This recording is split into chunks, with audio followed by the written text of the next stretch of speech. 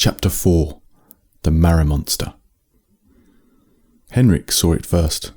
Out of the tall, spindly trees that were packed in tightly next to each other, something broke through. It was hairy and large and fast, and it was running straight towards Bovil.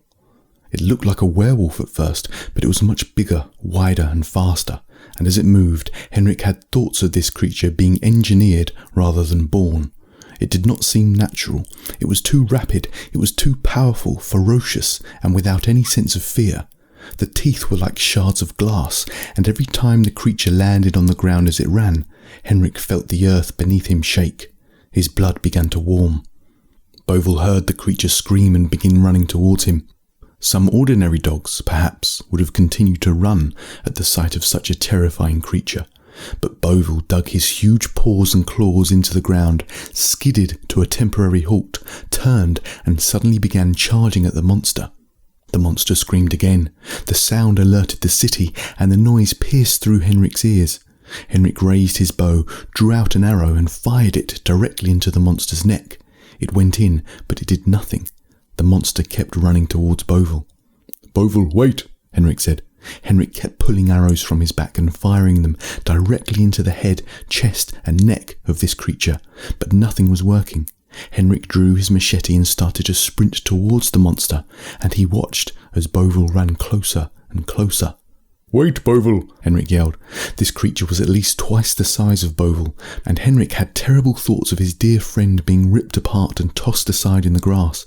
But then Henrik remembered that he had never actually seen a fighting hound in battle before.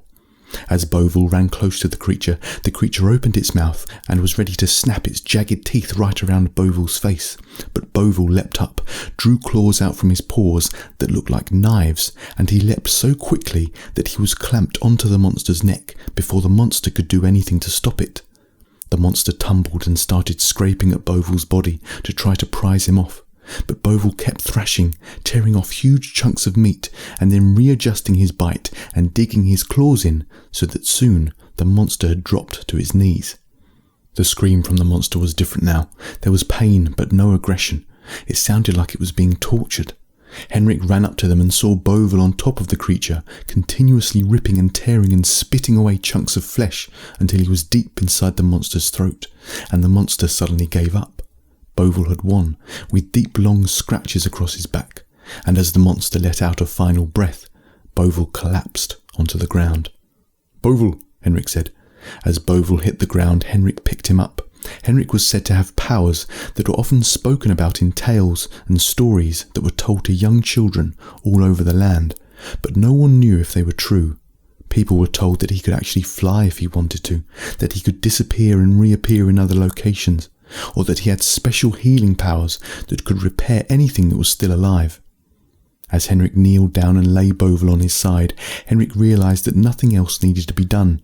As Bovil panted and breathed heavier and heavier, Henrik saw the wounds and deep scratches in Bovil's body begin to heal and seal. Farmer Berntsen had told Henrik his hounds had a secret that he refused to speak about because he didn't want any other powers in the land trying to seek out or steal his precious animals.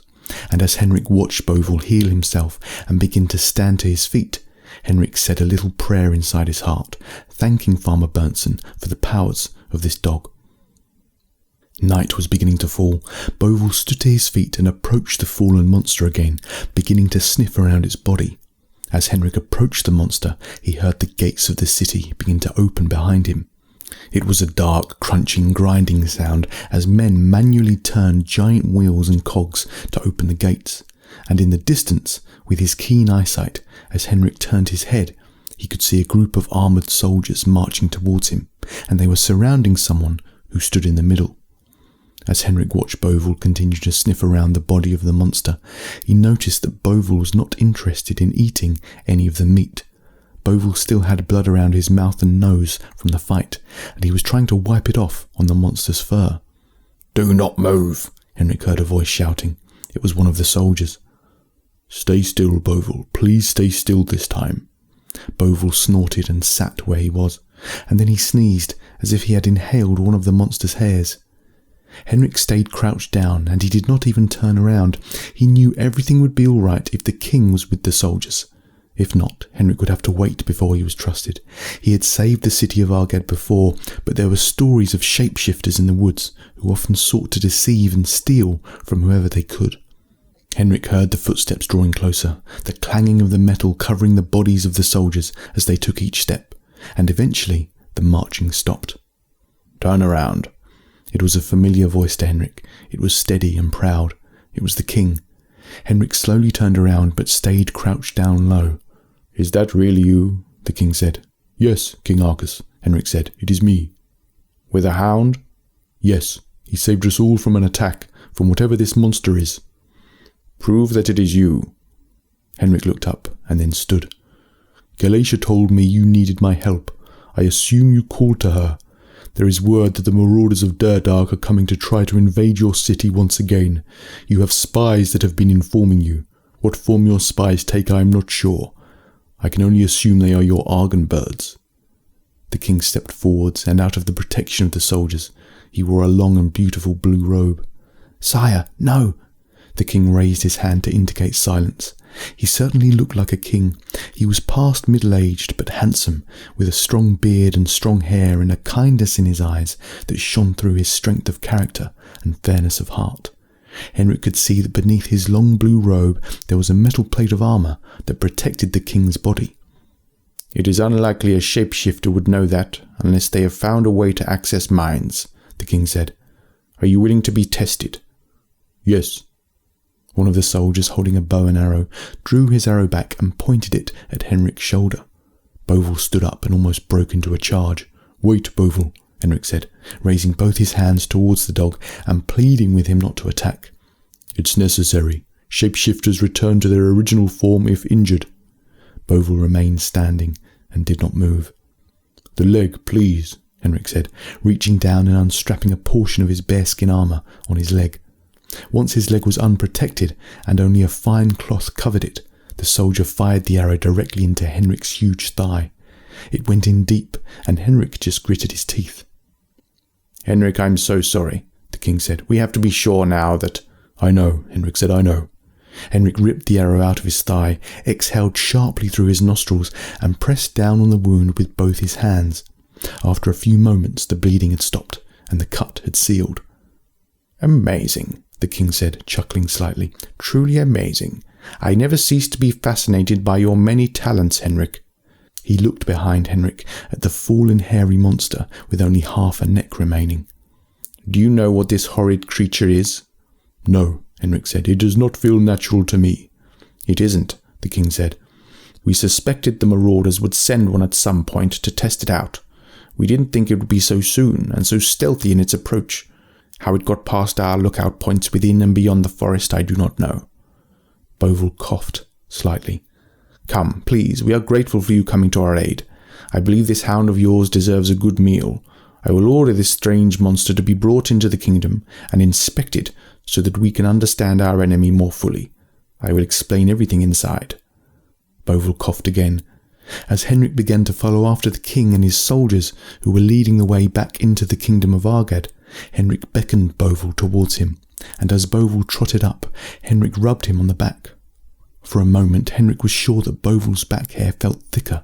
There was something heavier about his stride. Bovul coughed again and shook his head. "Bovul," Henrik said, "are you all right?" Bovul coughed again and spluttered. "Something is wrong, isn't it?" Henrik said. "The blood. Was it the blood of that thing?" Bovul coughed and coughed and coughed again, and he spat out a big tuft of hair that had definitely come from the fallen monster. Henrik looked at it in the very dim light that was shining out from the torches that were now alight on the walls of the kingdom. He was sure the hair was moving on the ground. Bovul began to sway slightly, as if he didn't know where he was. "King Arcus," Henrik said, "this monster should not be brought into your kingdom." The king stopped and turned around. "Why not?" "Do you have any bingleweed?" Henrik said as he picked up Bovul, who was starting to go limp. "Yes, but—" "Hurry, quick! My dog needs help," Henrik said, and he started sprinting towards the castle ahead of him, with Bovul's heart beginning to slow down as he lay in his arms. Henrik knew the kingdom of Argad very well. He sprinted in towards the castle, and 3 large armoured guards standing outside the entrance to the community kitchen at the base of the castle were raising their swords on Henrik's arrival. Out the way, Henrik said. The soldiers weren't sure what to do. This man looked like Henrik the Defender, but their orders were to always guard the entrance to the kitchen. Behind Henrik, all they could see was the king running towards them, still outside the city gates, waving and shouting something they could not hear. In their moment of hesitation, Henrik kicked the one in the middle directly backwards through the door, ducked under a swing of a sword, and made his way into the kitchen. The guard had been knocked to the ground after flying through the door, and as he stood, the other two came in to confront Henrik. "Leave me alone, my dog needs help," Henrik said. "Is that you, Boris?" One of the guards took off his helmet. He had a thick, dull face, blonde hair, but innocent eyes. "Sorry, Henrik, we didn't know for sure if it was you. Nice dog, He's dying," Henrik said, searching the heavily stocked walls for a container of bingleweed. "He can heal himself from injuries normally, but there's something in him. The blood from that thing out there, or the hair. I don't know, it's unusually strong." Amongst the vast walls with shelves of glass jars containing weeds and potions and remedies, Henrik finally found the bingleweed. He took the glass jar from the wall, opened the lid and kneeled down to Bovel on the floor. He opened Bovel's mouth and poured in the green, sticky bingleweed. "Water, get me some water," Henrik shouted. Boris grabbed a glass from under the wooden counter and filled it up from a pump by the door. "Here you go," Boris said. Henrik took the water and poured it into Bovel's mouth. Henrik sealed Bovel's mouth with his hand so that the bingleweed and the water could do its work. "Normally this wouldn't help," Henrik said. "If this was a man or a normal hound, he would probably be dead by now." Bovel's body started to convulse. "But he has inner strength, don't you, Bovel?" Henrik said. "You can heal yourself, can't you?" Bovel's hairs began to turn darker. "I don't think he's dying," Boris said. "I think he's turning. He's turning into that thing out there." Bovel started to snarl. The guards all raised their swords again. "Wait," Henrik said. "Just wait. If you swing those swords, I will take all of your heads. Just wait." Henrik closed his eyes. Suddenly his fear was gone. His guilt over what was happening to Bovel disappeared, and he was back with the Derman dragons in their fiery lairs, sitting on the warm stony floors that they used to gather on to teach him their ways. "Use the Derman breath," he heard one of the dragons say. There were 3 in front of him in his mind. The Derman dragons were dark red, and they had wide smiles that appeared slightly evil, but they were not evil dragons. They were wise ones.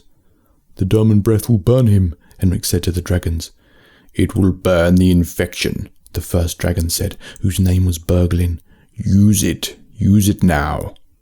Henrik took a deep breath in, and he could feel Galatia in the air somewhere, nodding in agreement. As Henrik mustered his strength and gathered his energy, he opened Bovel's mouth slightly and breathed into Bovel a breath that was so hot and fiery that Bovel began to whimper and squirm.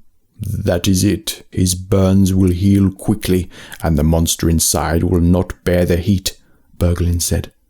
As Henrik closed and sealed Bovel's mouth again, Bovel's whole body began to convulse even quicker. The hair that was turning darker began to sizzle and smoke, and as Bovel started to growl and bark with his mouth closed, he started to struggle to his feet. "Let him go," Henrik heard Berglin say in his ear. "He must purge the monster." Henrik could barely contain Bovel, and as he released him, Bovel ran out of the kitchen, bursting past Boris and sprinting through the doorway. He headed straight out of the kingdom, crashing through a group of the king's soldiers inside the gates, and when he reached the borders of the city, he coughed out something black that disappeared into the sky.